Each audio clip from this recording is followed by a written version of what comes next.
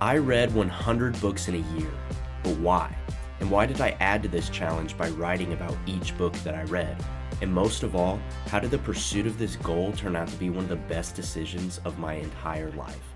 To answer these questions, we have to go back in time. Way back. Further than that. Okay, too far, bring it back. All right, right there should do. You're looking at an 8-ish year old Mason. Like, look at that little guy. He's doing one of his favorite activities, reading. And you see, for as long as I can remember, I've been a reader. And as a young kid, I read ravenously, anything I could get my hands on. The feeling of learning something new was intoxicating. I was attracted to books for their ability to teach me things, but also to transport me places.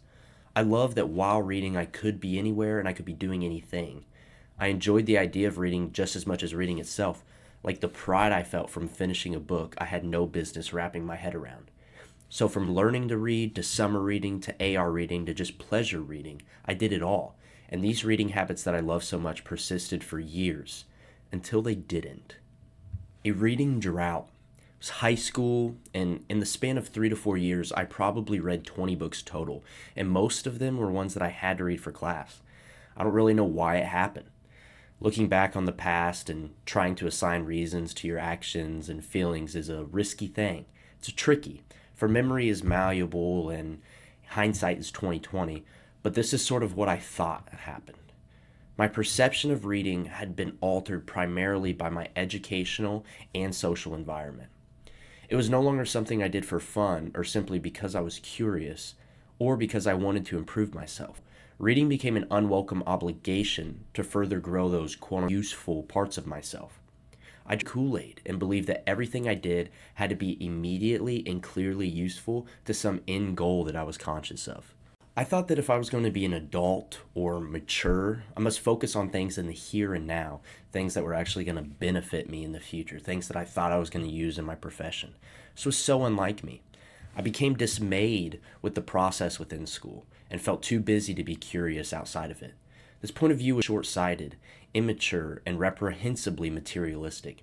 I knew deep within myself that the reading was important, but I couldn't get at that importance in the school environment, and I couldn't be bothered to pursue it outside of that environment.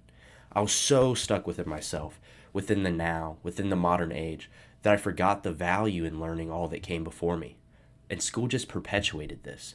Don't get me wrong, I was a great student, and I learned a lot of great things from fantastic teachers, especially English teachers at the high school. But reading just became associated with all of this negativity, both within and outside of myself, and I just ceased to do it when I wasn't obligated to do it. But luckily, I didn't stay in this position for long. Flash forward to my first semester of college. I go to Indiana University. Oh, I just made the thing shake there. And I'm a junior now. I study business at the Kelly School here, and I love my school. I've been blessed to receive a wonderful education so far. But even here, more than in high school, I knew something was lacking. My studies revolved around efficiency and maximizing profit margin, which are not bad things, but it felt like we had skipped a crucial step in the process. Why do we care about these things at all? Why should we care about them? And why do we accept them as a given good? Why are we pursuing something that we haven't talked about an ideal thing to pursue? See, no one touched on beauty and truth. The focus was on stability and efficiency only. Where was the meaning of all of this is where I was stuck in.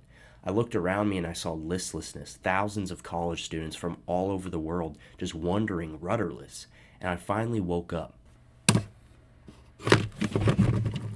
And we may have lost the classic liberal arts education that touched on so many of these things in the past and that everybody seemed to have gotten. I realized that it wasn't someone else's obligation to give me this education. I understood how little I knew and areas where I wanted to grow. So what I did is I chose to give the education to myself. And this is how I got to the 100 Books Reading Challenge. The desire to read more had been growing in my heart for a while. And towards the end of the first semester of my freshman year, I read The Hobbit and the entire Lord of the Rings series. And it just pushed me over the edge. Leave it to Tolkien to make you fall in love with reading again. So I set a reading goal for the next year. I know that New Year's resolutions are sort of cliche and overused, and I'm not a big fan of them myself, but this time it really did work. Reading goals don't work for everyone at all, and sometimes it makes it feels like a chore, But after enough time where reading was not a major habit for me, it felt like I needed something to push me back onto the track. And I knew that I had goals that I wanted to hit that were outside of the realm of just pleasure reading. So making it a goal kept me on task. And at first, I only told a few people about it. But then, once I told them about it, it felt like I needed to do it. There was a little pressure now, and I took it seriously. It was a little bit harder than I thought. On my most consistent days, I would wake up in my freshman dorm room around 5:30 or 6 in the morning before the sun was up and read until my first class in a lounge down the hall. Then I'd read while waiting for class to start. I'd read in the gaps between. Then I would read late at night. And on top of my busy school schedule, it was often true that I had to put off social events to work and read. And I fell asleep with a book in my hands more times than I'd care to admit. Sometimes I read 5 books in a week, and sometimes only 2 in a month. But by the end of the year, I had read 100 books, averaging to a single book every 3.5 days. What did I read? I didn't start with a list. I had enough foresight to know that that would be confining and sort of daunting for me. I kept a list of books that I'd like to read, either that year or in the future, and I read many of the books off that list.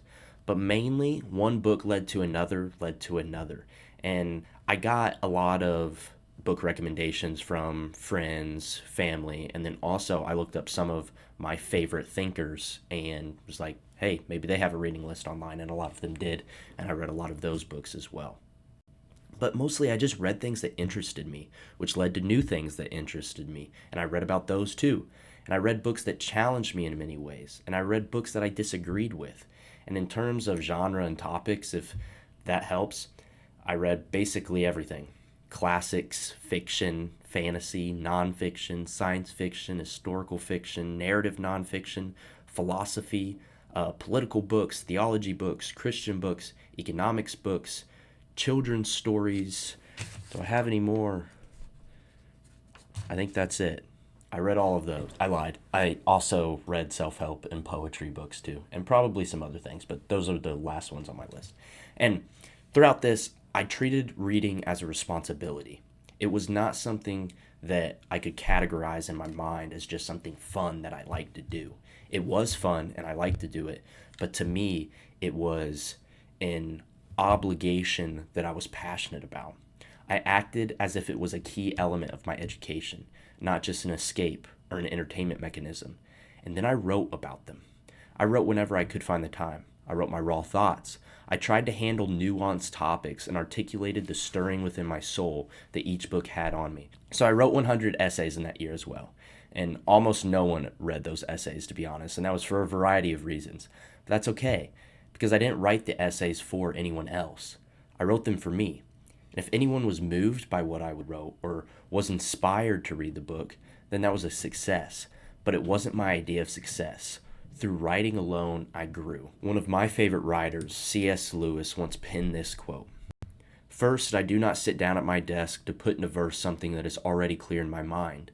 If it were clear in my mind, I should have no incentive or need to write about it. We do not write in order to be understood. We write in order to understand." And this is totally what I felt when I was writing these essays. I learned what I actually thought about the topics. It helped me to remember what I had read, and it helped me to better understand what I had read and what it meant in the context of that writer's beliefs and in today's day and age. To stay on task and get the most out of my experience, I tried to employ a few different strategies. I'm just going to read these off and not go into detail about them, maybe in a later video, but just in terms for succinctness. First off, I tricked my brain into reaching for a book in my few minutes of free time and not my phone. Secondly, I read 2 to 3 books at a time, always, never one book. I used note cards as bookmarks so I could keep notes on what I read. I read what I was interested in primarily. And then lastly, I rode the waves of energy and motivation that I had towards reading. Even though I utilized these strategies, I wasn't free from procrastination, and the challenge culminated in a pretty busy December. I finished finals, had to read like 12 books, and wrote something like 20 essays in like a month and a half. But by December 31st, I had read 100 books and 100 essays in a year, and that was pretty cool. This was one of the most challenging but rewarding things I've done in my entire life. I gained so much and learned so much, but put shortly, this is what I gained from the challenge. First off, obviously knowledge. I learned a lot about a number of topics, both useful and non-useful, but they're all useful to me having learned them. And I got a flash classical education. Realistically, 100 books isn't enough to really give me that sort of education or to give me the title of well read, but I'm well on my way. Secondly, I grew in empathy for others, and I grew in empathy for myself as well. You learn things about yourself, both good and bad, and you're better for knowing them once you read these books and you see within the souls of these fictional characters, and through the fictional characters, you see within the souls of the authors. And you're reminded through certain evil characters that you're more alike than you are different. And at any time, you're always on the cusp of evil yourself. This changes how you think about wrongdoing and evil, and you become more sympathetic towards those who struggle in the battle between good and evil, because you recognize that we all struggle in the battle between good and evil. And I grew a more symbolic focus of the world, thirdly, and a more structured frameworks of reality. The creation lens that I see the world through really grew in clarity through this process. Fourthly, my mind was open to new interests, and books are catalysts for new curiosities. One book led me to another, and I'm now interested in things and passionate about things that I was like not even aware of before this year. Fifthly, I think that I'm better at critical thinking.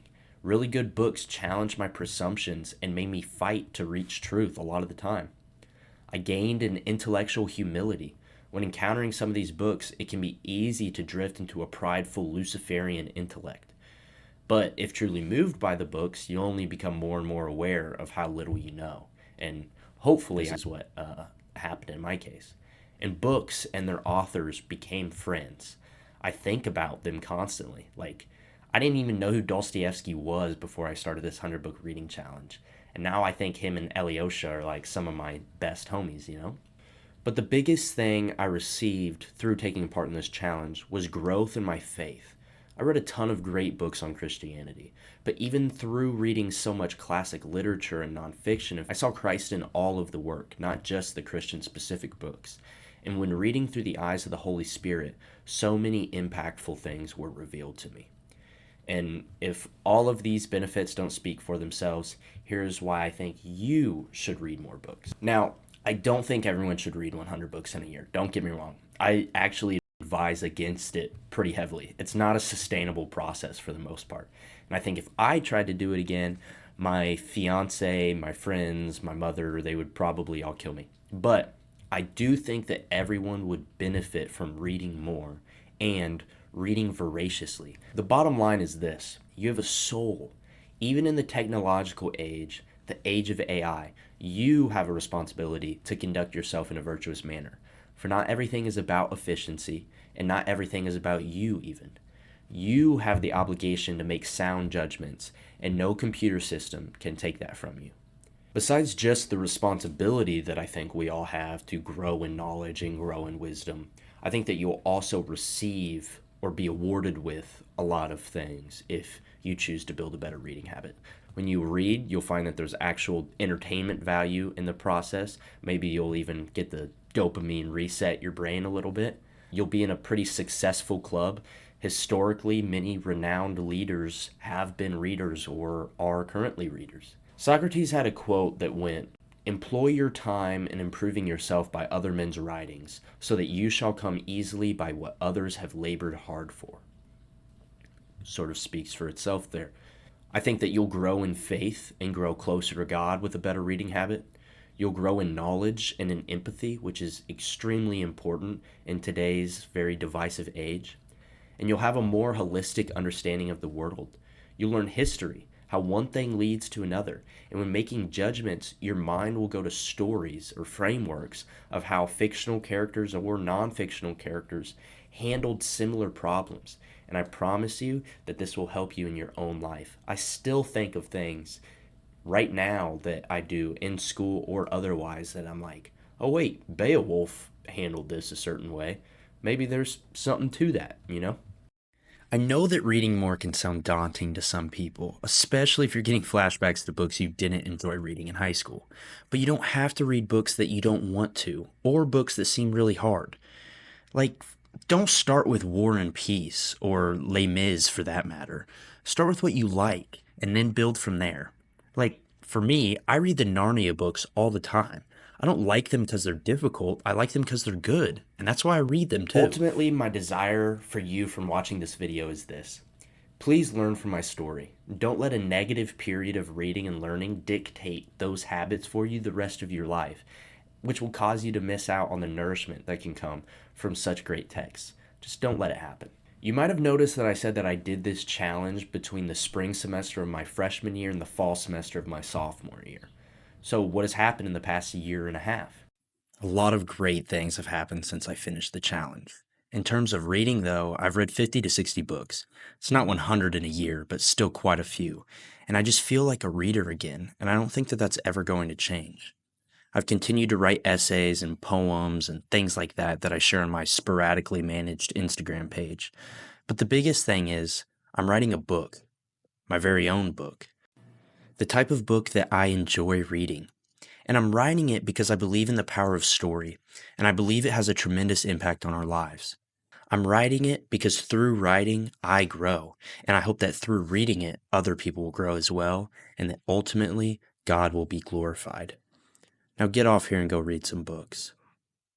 If you enjoyed the video, please like and subscribe. On this channel, I'll be posting more reading content, more writing content, just other cool stuff. I look forward to meeting a lot of new people on here and just learning how to do this whole YouTube thing, because right now I know next to nothing about it. And I just want to share my passion with as many people as I can. Also, please give me a follow on Instagram at merpreadsbooks. That's MRP_reads_books. And please give me a follow on Substack at masoniswriting. If you stayed until now, I appreciate you. God bless you, and happy reading.